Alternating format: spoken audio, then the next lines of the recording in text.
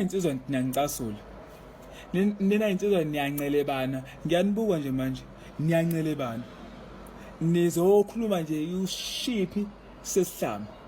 Nizolawula ungizwe emchunu umsangano ogcina. Yezwa yini? Nina amantombazane lezi ifebe zenu zigqoka oBrentwood nama Omega. Ziyimpintshe kuze kuvele ibumbu ngoba zifuna ukuqhoshelana ukuthi uyasibona isibumbu sami yasibona isibumbu sami nincome mama umisusinqa kunale ntombane le eyi MC akazi i-MC omi i-host igqoka nje ama-Brentwood nani igqokise komuntu wesilisa iyo MC angikaze ngizwe niyigxeka nina insizwa mama azamahle mama azokufonela hello kodwa mama nidakwa la ngithule nginibuka nale ntombane le enekhumbi angazi nayithatha nina izincelebane ngoba nicabangela imthondo yenu eyokuthi yonke into la enicwilisa khona enifuna ukucwilisa khona nedlisa satshana niyayibungaza nisondele eduze niyikhonze nayithatha leyo ntombazana angiyazi umadlamini noma nayifaka kumdlalo wamanzi just because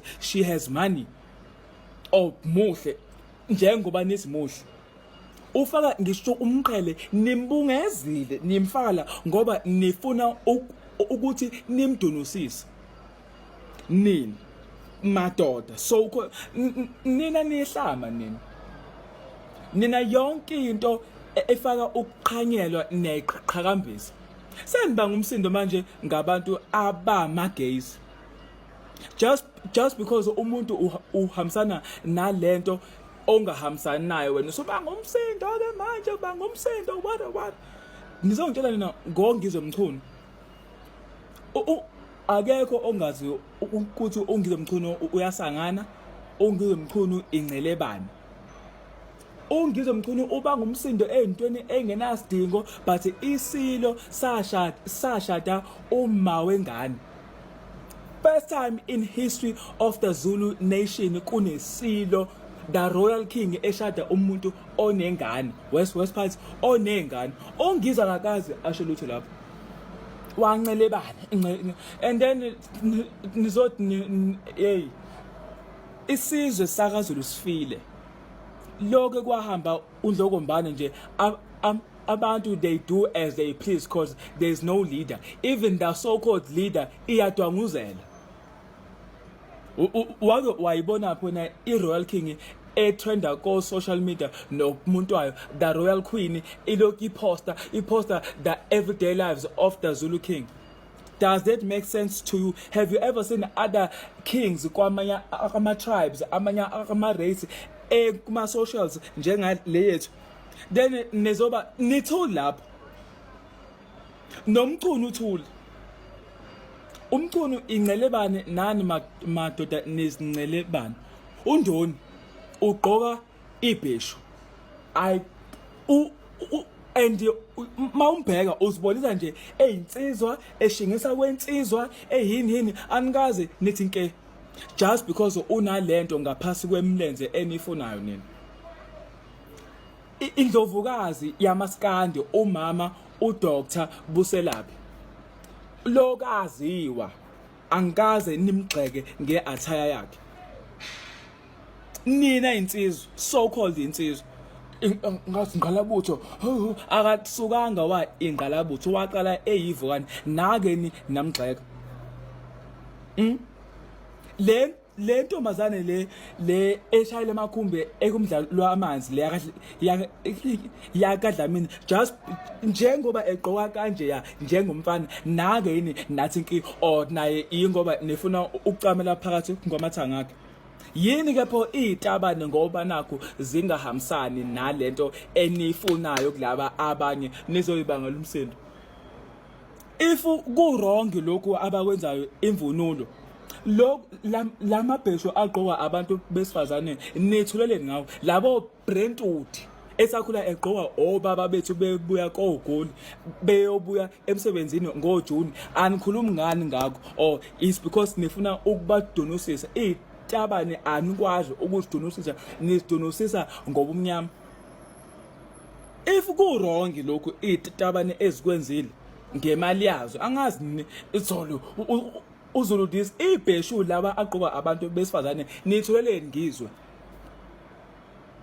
Even if lawa mabheshu aqoka ama-stud kunani ihlangana phi ama-transgender, even if they are transgender man fusekani nihlangana phi.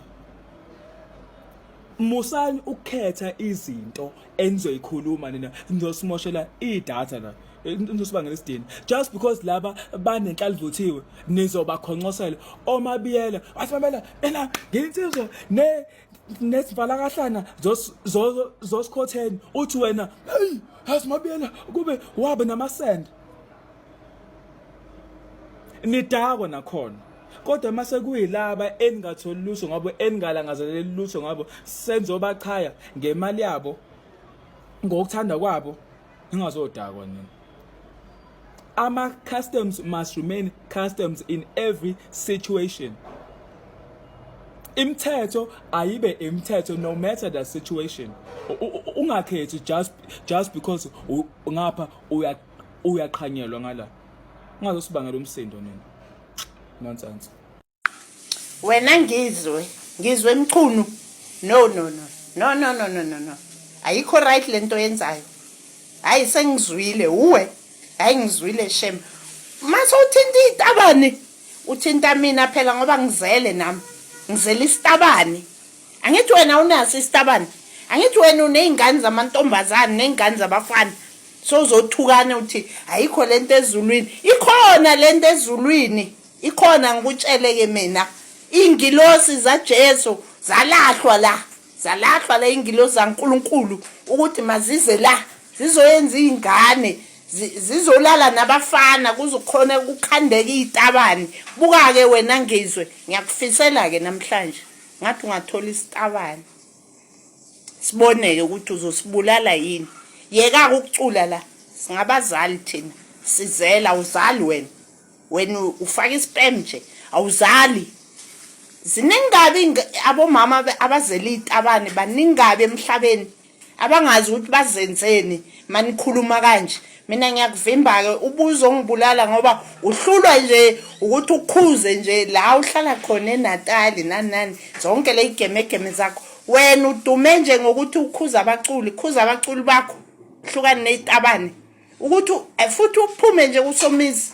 Phume kusomizi uphume ku bathu bani lomfana lo waku Big Brother.